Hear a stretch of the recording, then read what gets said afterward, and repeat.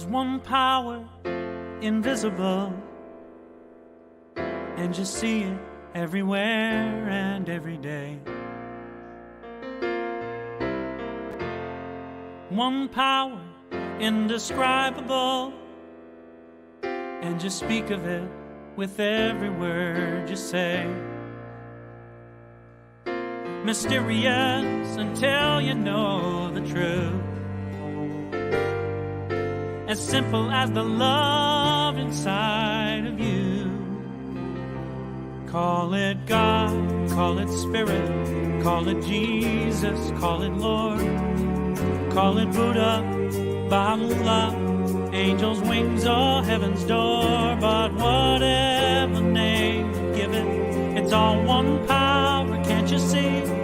It's the power of the love in you and me. One power, one power. One power, one power, one power. That's what we talk about here. That's what we're all about here at Center for Spiritual Living, Midtown, Atlanta. I want to welcome you and thank you for being with us. Let you know that such is the nature of life, that all it asks and all it wants is the opportunity to appear. You're that opportunity, so am I, and so it is. Being that opportunity for life to appear means that there is that within us which is powerful and important and matters completely and ultimately. It means that you are loved. You are loved with a love bigger and greater than you can imagine. You are empowered to live with freedom, with joy, and according to your highest and greatest idea of your good.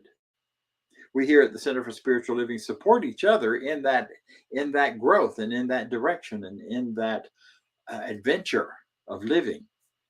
We do that by recognizing that each one of us is an experience or an expression of the divine. We are God's opportunity, life's opportunity to be something different, something particular and unique. And therefore we celebrate you, whoever you are, whatever your path, however you identify yourself, whatever your pronouns, whatever your understanding of yourself in terms of how you fit into the larger world here. However that goes, whatever that looks like, we celebrate you and we support you. And we can do that because we know and understand at depth who you truly are. Even though we may not know your personality, we may not know your individual taste, likes or dislikes, we know that you are an expression of the divine. So when we think of you, when we look at you, when we see your responses on to our talks and to the things that are happening as we are together here online, we just see infinite life showing up in beautiful and wonderful ways. So wherever you are on the planet, wherever you are in life, we celebrate you, we welcome you, and we're so glad that you're here with us. And you're choosing to take some time for yourself by taking some time for these good ideas. So more of our good ideas come through our sharing with you some of what we believe, some of what we are working toward in our principle and our principles of life and of living. And we're going to do that right now with our version, but our separated out part of the Declaration of Principles that were first written by our founder, Dr. Ernest Holmes.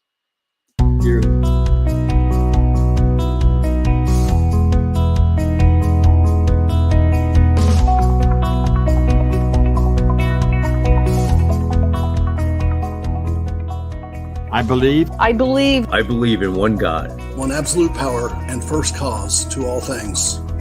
I believe that this power is perfect love and creates out of a desire to express love. I believe all thought is creative, and how I choose to think creates my personal experience. I believe in the unity of all life and the immortality of the individual soul, forever unfolding. I believe in the eternal goodness, the eternal goodness of God, the eternal loving kindness, and the eternal givingness of God to all. And so it is. And so it is. And so it is.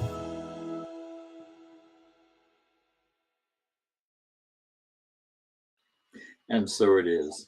There's much more to see and know about that Declaration of Principle. You can find it on our website, cslmidtown.org, where it's laid out in all of its sections and parts. And throughout the year, I bring you talks and conversations about different parts of those. Now, you saw and heard from some of our practitioners on that video. Now we're going to hear from another practitioner. A practitioner is someone who's studied these principles, who's put them to work for themselves in their lives in rich and wonderful ways, and know how to know these truths for other people in a way that can support you in your life as you go forward. So today we'll hear from one of our wonderful practitioners, a dear friend from many years, from far, far away. Well, not that far away. She's down in Florida in St. Petersburg, and she comes to us to share some thoughts and then to lead us in an affirmative prayer. Norma, thank you. Yes, Dr. Bob, thank you so much. I really appreciate being here today as we are talking about successful living. You know, there are certain ideas or concepts that we must incorporate in our mind if we are to have a successful life. And our subconscious mind must be filled with ideas of faith and truth. In 1974, I don't know if some of you may remember Reverend Ike, a Black minister in New York City, was a speaker on the science of living, where he told his followers, in this game of life, you must be your own cheerleader. Only then will others join in cheering you. Too many people are waiting for others to start cheering them before they will start doing anything for themselves. But you know, you must root and roar for yourself in your own mind. He said, to be a winner in the game of life, you must decide to be a winner. You have to decide what you want to be, to do, and to have. You must declare for yourself, I am in the game of life to be a winner. In some ways of rooting and roaring for ourselves and filling our mind, we fill our mind with some of the ideas as in the following. He said that you must say right here and right now, I have made up my mind that I'm going to play the game of life and win. I'm playing the game of life in my favor. I'm playing the game of life on my side. By means of the God power within me, I cheer myself on. I see my visions. I dream my dreams. I see myself as a successful person. I see myself as a prosperous person.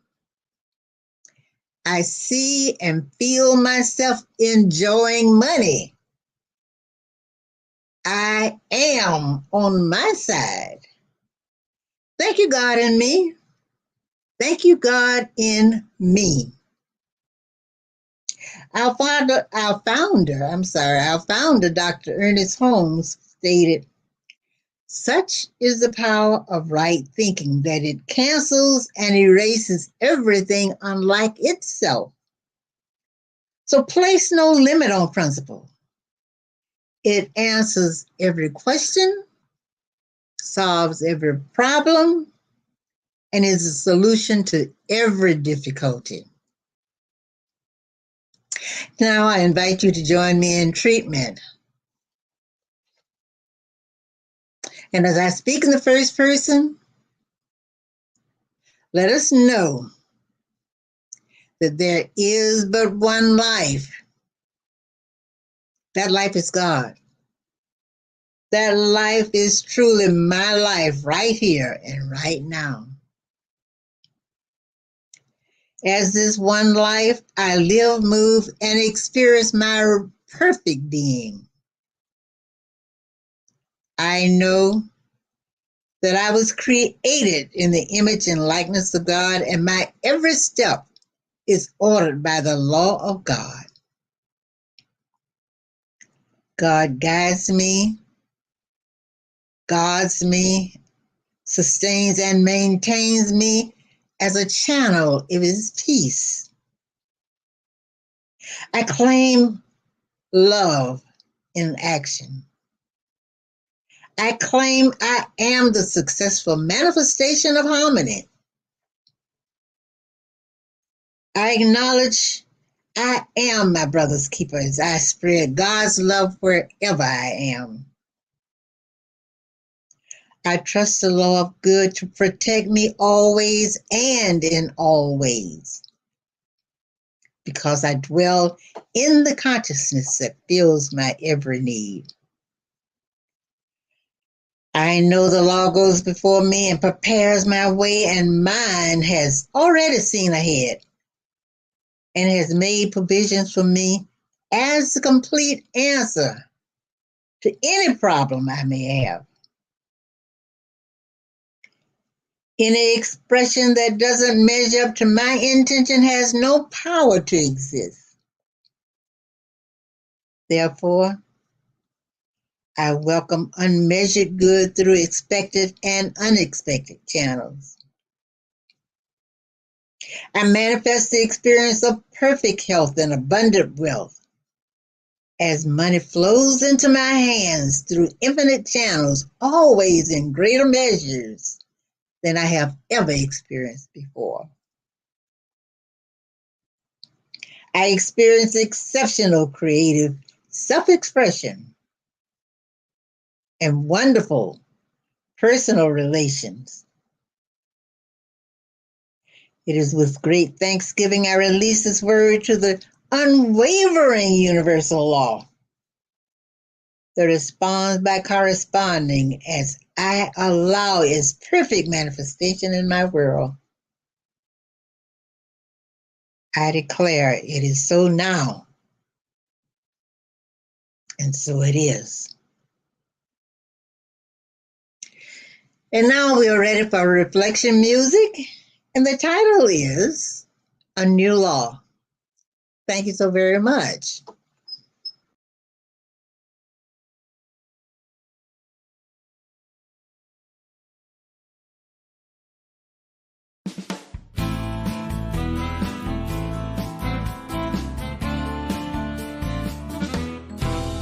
There's a new law around, though it's been here from the start.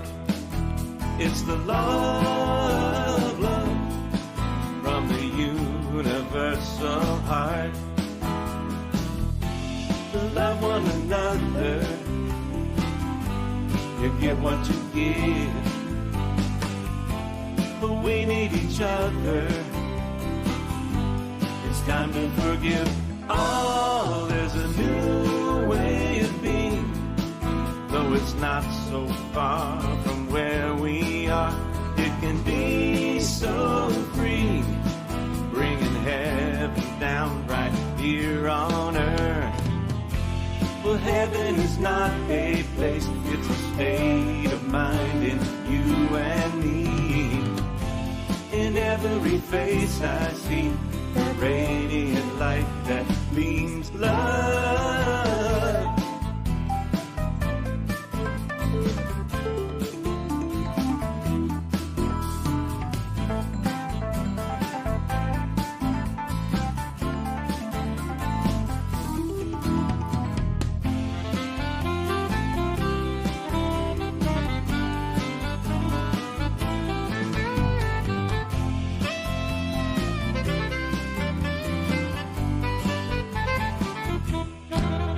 There's a new law around, though it's been here from the start. It's the law of love from the universal heart. Love one another, you get what you give. Oh, we need each other, it's time to forgive. Oh, the new law is love. The new law is love.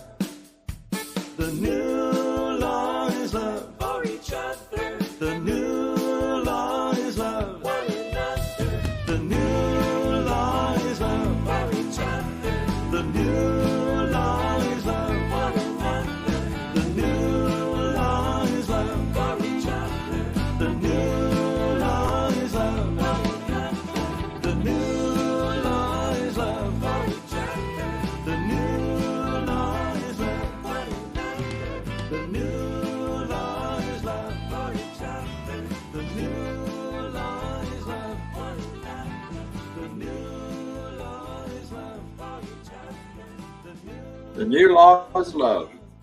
And all of those, the strategies I'm about to talk about, are buried in that song, or at least were expressed in that song at some point. So listen up, you'll hear it repeated again and again and again.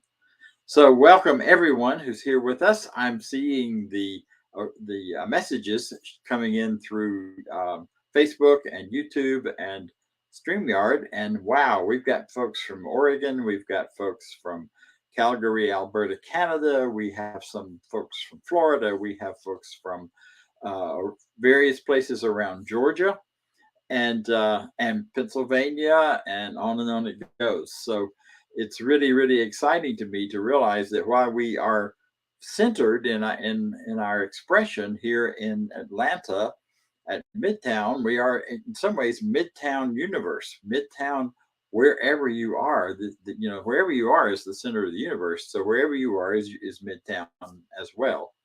So it's exciting to me though to see these names floating by and recognize that we are having some impact or some interest, at least, in places all over the country and perhaps other parts of the world. I have a friend in Spain that would be watching a little later, or perhaps early in the morning, and folks in Mexico who watch later.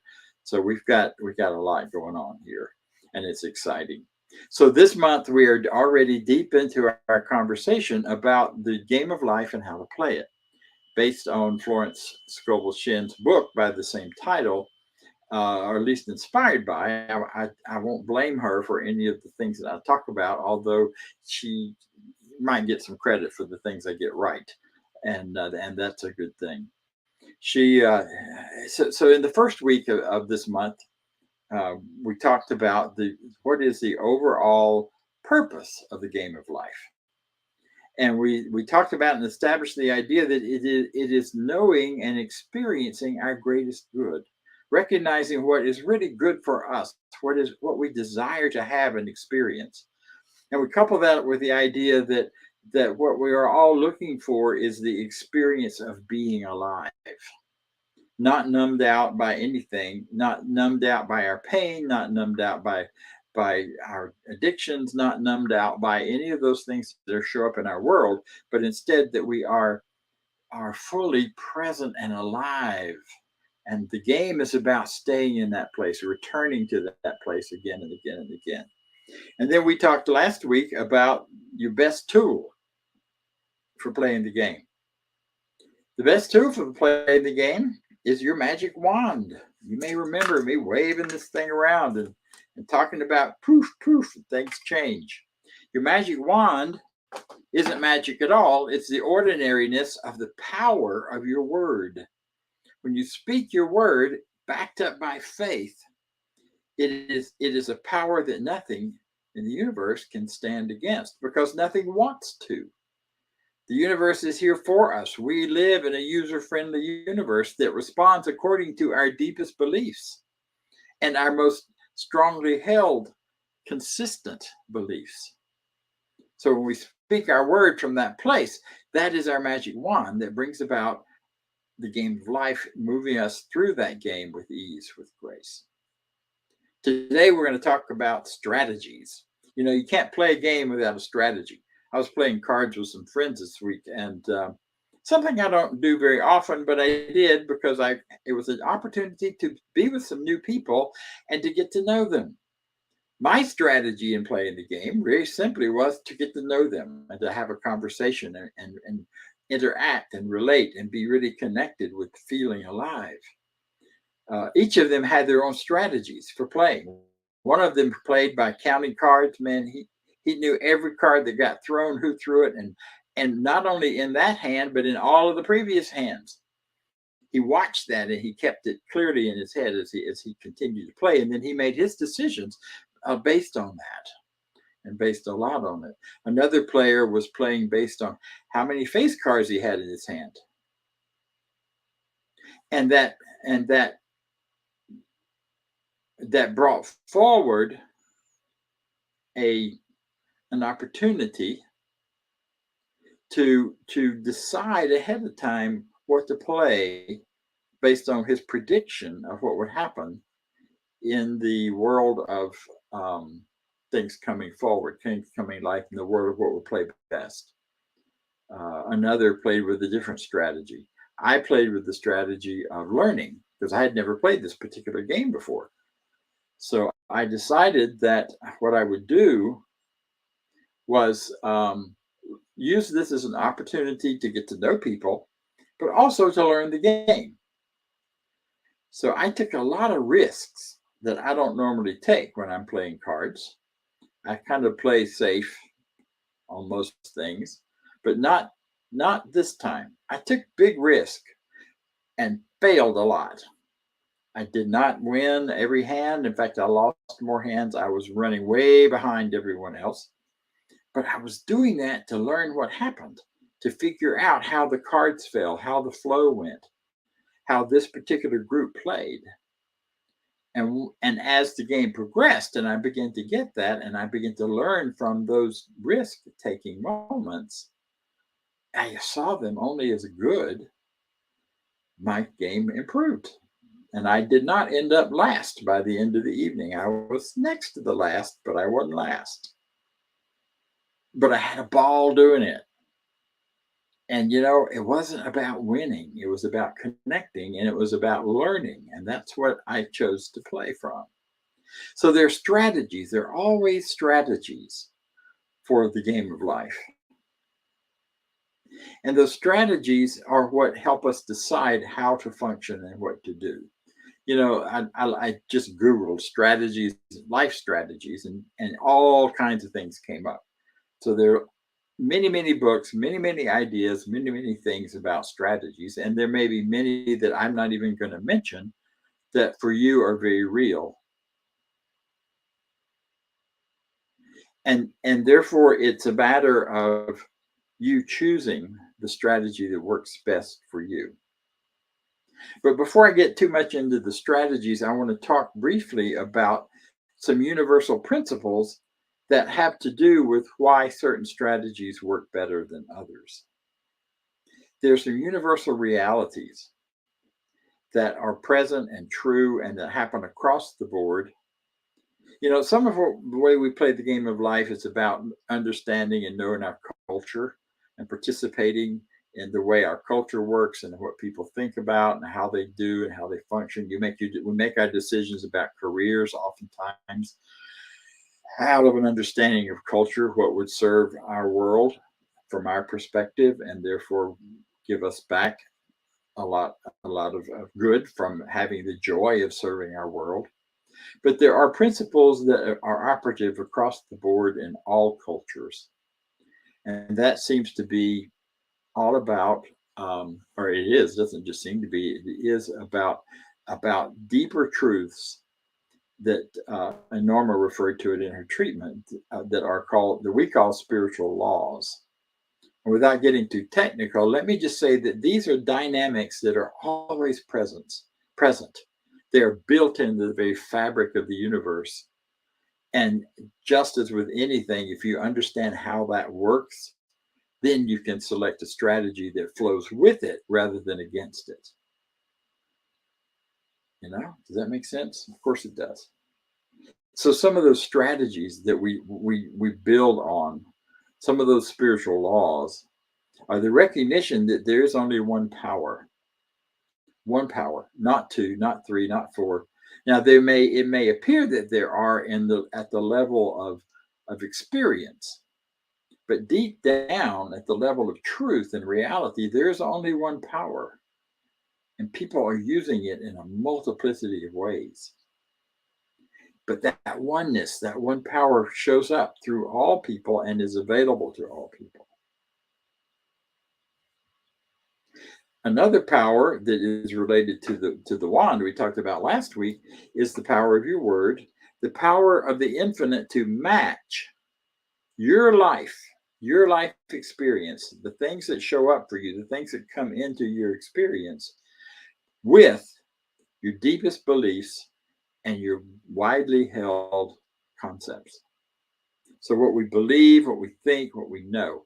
Have you ever noticed that when there's so many places and examples for that.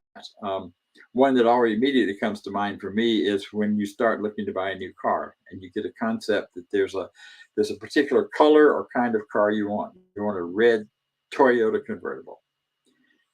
And then all of a sudden, everywhere you go, you're seeing red Toyota convertibles.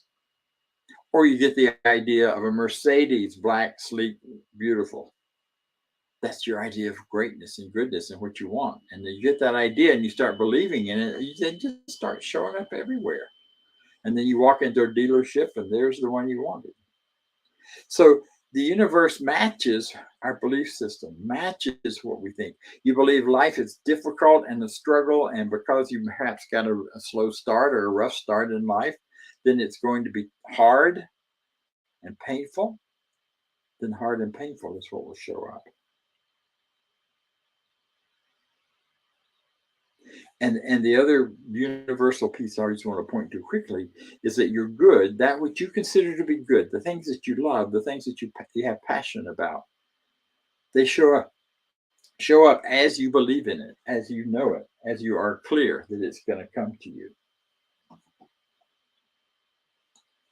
And this passion, this truth, this reality is matched. The great teacher said it first, or said it somewhere back there. It is done unto you as you believe. Now, that's a universal reality. That's not something you can conjure up or make happen. It just is the truth. So what about strategies? You know, one of the great strategies of life that is far more profound and powerful than many people may realize is the strategy of life that shows up in every major religion in its teaching and in its principle of how to live in the world. And that is the golden rule, as it's called in this culture. The golden rule. Well, you've heard it all your life. What do you mean that's a great strategy of life? The golden rule says, do unto others as you would have them do unto you, which could sound a little bit like a manipulation, unless you take it to its fuller understanding. Do unto others as you would have them do unto you. Give unto others as you would have them give to you. Be unto others as you would have them be for you. So it's not about just coming up with nice things to do. It is about becoming the very person that you want to be in the world that you want to live in with other people who are being the same thing, the same way. That is tricky, but it's also very powerful to know that by giving what you desire to receive, you're creating a flow, you're creating a circle. We teach this when we teach prosperity, but it's true of all forms of good expression and good experience. If you want more love, be more loving. If you want to receive a greater sense of appreciation and respect, then be more respectful. Be that which you want to receive. Become that which you want to have.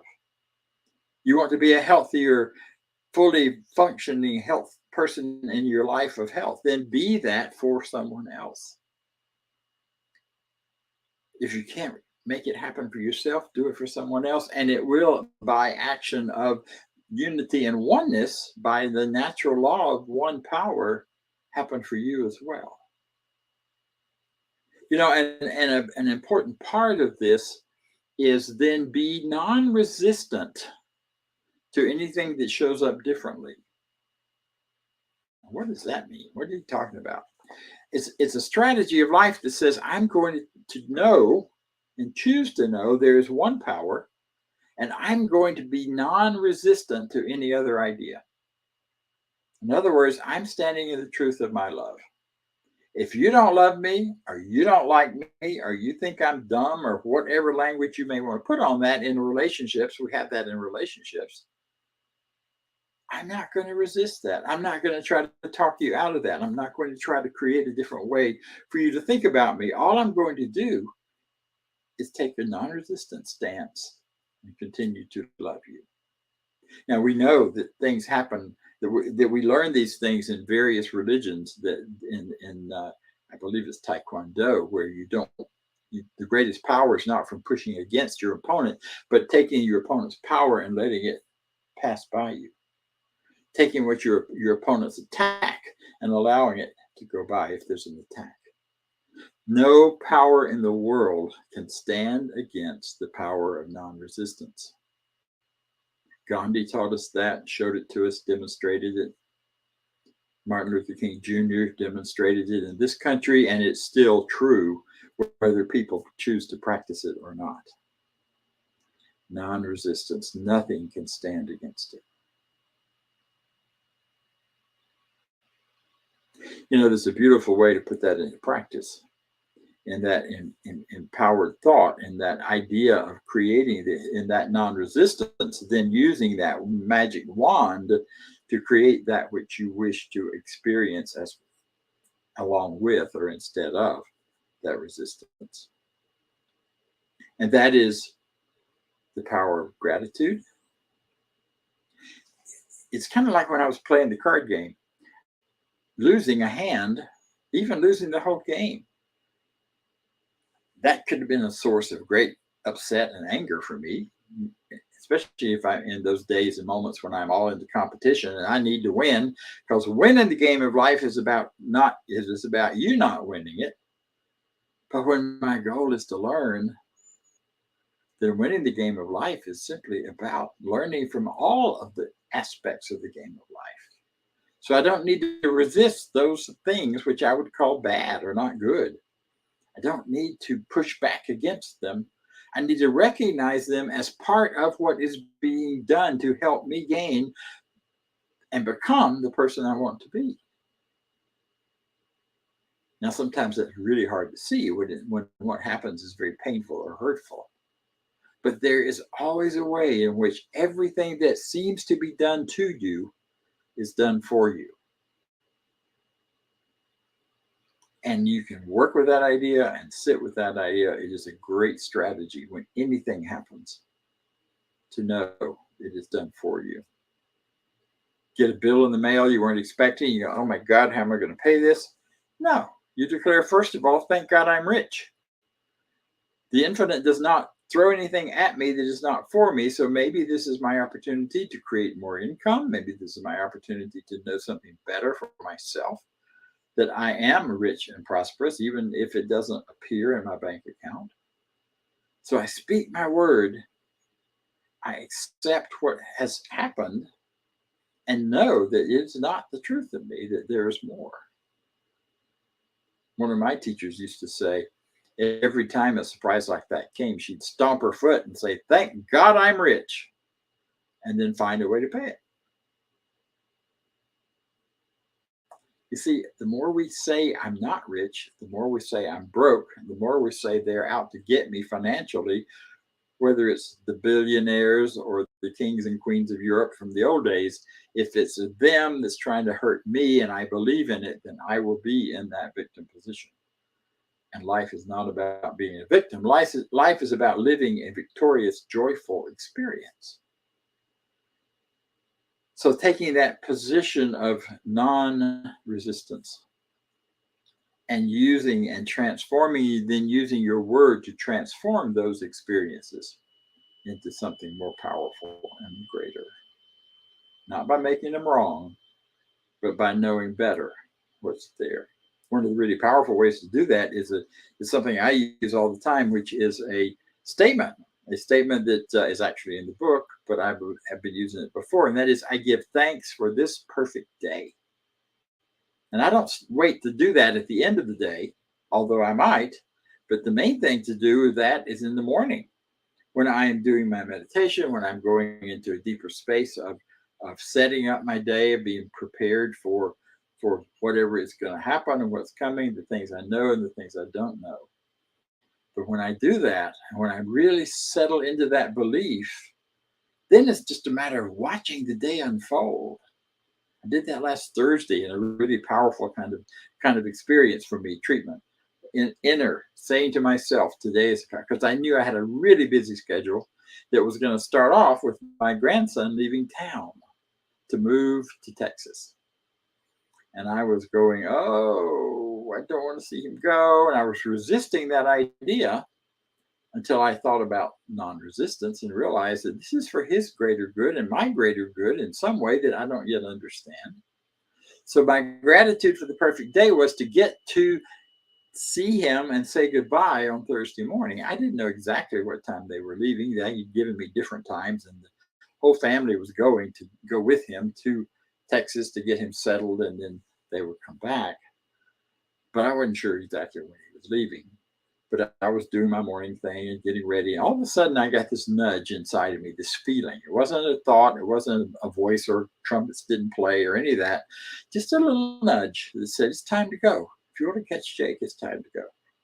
Threw myself, I was ready anyway. So off I went and over to their house, pulled up behind into the driveway just as they all came out of the house to get in the car and go to Texas. The timing was absolutely perfect. I got to see everybody. I got to hug everybody. I got to get a goodbye and say goodbye and offer last words of encouragement to him and step back and move my car, and off they went. It was absolutely perfect timing. That happens when you are grateful at the beginning of your day. Now, had it not worked out, there would have been another reason for that. Something else would have been good that would have made a difference and made it been a part of that. And then the rest of my day unfolded easily and beautifully, with little nudges showing up for exactly what to do next. So that's that strategy of non-resistance. Then we've got another part of that, which is looking at the truth, the reality. Like I said, there are some universal truths that we can't argue with that have to do with the game of life. That the real power of our lives comes as we are aware, we are suspended in the current moment. We think about the past a lot. We think about what was, what could have been, what should have been.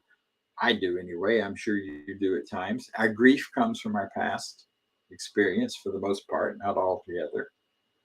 Or we think about the future, what may or may not happen and how it will be. But the real living of our lives, the way we are fully engaged, is to be 100% in the now.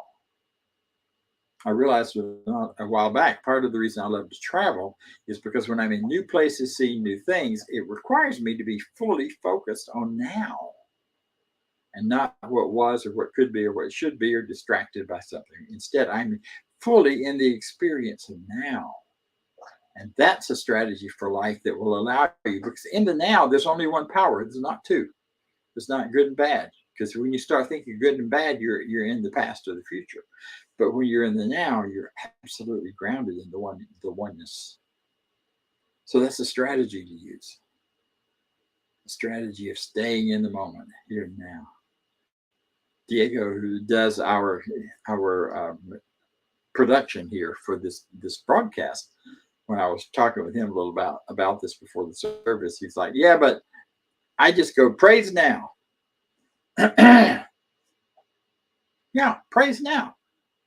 Think about right now, what's missing in your life is anything. If right now, not in 30 minutes, not yesterday or before now, right now. What's good, what's working, what's right, what's powerful. You know, it always causes me to take a nice deep breath, because now is such a sweet, sweet place to be. It's a great strategy of life to live in the now. Doesn't mean we don't make plans. Doesn't mean we don't go ahead and follow our schedules once we get them and all of that. But it's a strategy to aim for having experiences that bring us fully into the now. One of the things that helps with that is whenever things come up that seem to be troublesome, when there seems to be a duality, when there seem to be two powers working in your life, something for you and something against you, and you're struggling with what's the best or right answer or best way to handle all of that. One of the really powerful ways to stay in the now is what Florence Scovel-Shinn calls burden casting. And you may have heard it if you're from a Christian background, cast your burdens upon. the Lord, God, whatever. But what you're really doing is casting your burden on the infinite power of oneness within you. And you do that by simply saying the words. I'm casting my burdens on. I'm casting this uncertainty on the power of life within me. I'm casting my confusion on the power of goodness and wisdom and love within me, because we all have that within us. So it's choosing to reach out to that greater, higher power.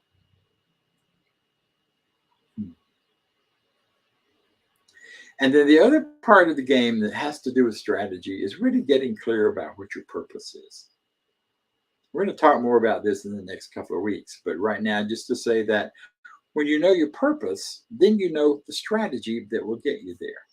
If my purpose had been to win that game on the other night, then my strategy would have been very different. I would have gone online and I would have learned all I could about the game, and I'd looked at all the videos, and I figured, because all that stuff's available to us. Figured it all out, walked in there playing dumb, and then tried to use that to win. That wasn't my strategy or my purpose. My purpose was to have a great evening with people that I care about, and to meet some new people. And it was to have fun and to keep it light and learn by doing and by participating. So I had the perfect strategy for that. So get your purpose clear, because when your purpose is clear, then the strategies become easier to choose and follow. If your purpose is to be wealthy, the strategies. There are books and books and books on the strategy for building wealth. But the biggest one is how you begin to think and feel within yourself. You begin to work on your beliefs about prosperity. And you begin to let go of any resentments to anyone who has more money than you. If that's if money is your prosperity definition. It's like it's all comes back to right here, to know ourselves. Now we just add really quickly to all of that in building these better ideas for ourselves, one of the most important, powerful ways, you're going to love this, is music. Music speaks to our subjective, subconscious mind in a way, and with non-language in a way that nothing else really does, except rhythm, which is part of music. So if you're working on something, if you're thinking about, this is what I want to be in the moment, I want to be in the now. Listen to music that really grabs you and brings you into this moment where all you can really think about is that music. And then dance to it. You see me dancing. Sometimes he cuts me into the screen a little early, and you see me wiggling around and dancing to the songs, because that physical movement takes it into my body and into my consciousness in a deeper way. It being my belief, whatever belief I want to establish. Dance it in, dance it out.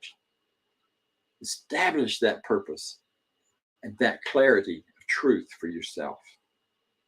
So the nutshell of this is that the best, most powerful strategy of life that aligns with the strategy of the universe and how it operates is that we give to receive, we receive to give. Not in a manipulative way, but if that which you want more of you feel is missing, then you've got to give it to yourself in consciousness first, because then the universe just goes in a high gear and starts making it happen in your world around you. But as long as you're not sure, you don't believe it, as long as there's fear there are wonderful strategies for turning fear into faith. Fear is just faith in that which you don't want, or that which you believe will do harm to you. But in a world of one power, nothing ultimately does harm to you. This uncomfortable, harmful experiences, yes. But your soul, your being, your whole innerness can't be harmed. So fear to faith is shifting that energy of fear, that faith energy you're putting towards that which you don't want, into faith in what you do want. I am prosperous. I give thanks for my perfect day. I am right here, right now, in the very best world I can be in. See, all of this can work for you, but you need to decide what is your strategy, what is your purpose. Learn how to use that magic wand in a way that you perhaps have done, that you can do more powerfully than ever before. Because you deserve the very best life you can have. And so do I. And so it is. Thank you. Now let's hear from Vance. Thanks, Dr. Bob. That was a wonderful talk this morning. And that law of circulation you were talking about, living in the moment, projecting that, having an amazing life. So in that idea of prosperity and generosity and giving, you have an opportunity now to give with us. And you can donate at cslmidtown.org/donate, or click on the QR code. It'll take you right to the donation site. You can set up a one-time donation or ongoing giving as you plan on doing for your giving with us. So if you will now with me, say our affirmation of prosperity. I live in a universe of abundance. As I freely and joyfully give, I join in the divine flow. And all I share with life returns to me, multiplied abundantly. And so it is. Now we'll go back to Dr. Bob for some announcements. So this coming week, we have a couple of things coming up. On Tuesday, we have Boost, which is an opportunity to come together and support one another in boosting our lives and boosting our consciousness by boosting our empowered word, by working to clear out anything within us, obliterate, as Scoble Shin says, the ideas that are contrary to our good and what we know our good to be. So it's an opportunity to do that, to discuss among ourselves, and then to do some spiritual mind treatment, which is an affirmative prayer, which is designed to work on our consciousness, to work on our truth, and to bring us to a higher and greater idea of life. So join me, if you will, if you'd like to, on Tuesday at this same Zoom link. If you're on the Zoom, if not, go to the website. It has the link there, as well as a description of what's happening on Tuesday. Next week, on Sunday morning, we have a discussion group, an adult discussion group, that is about walking through the book Living the Science of Mind, which is a rich, rich resource of ideas for living well. And it is led by our practitioners. We invite you to join us also on Zoom for that particular time. It's from 10 to 10:45. And then many people hop off of Zoom and over to other platforms to watch the talk and the service. And then at the end of the service today, like right now, in just about 5 minutes, we will be together on Zoom, on that Zoom link, to have a bit of a conversation, to just catch up and touch base with each other. This is a community, a deep, rich, wonderful community. So we invite you to join us and be part of it on Zoom. And I think that's the announcements. So right now, let's share in our closing affirmation. I leave this place now knowing something better than I knew before. I go forth into the world with a heart full of love and a mind full of good sense. I look at the world in a greater way, knowing that I have within me everything I need to create the life I desire. I give thanks for this understanding, and I am grateful for the spirit of life that lives through me. And so it is. Hope to see you all next week. We'll be broadcasting from Mexico.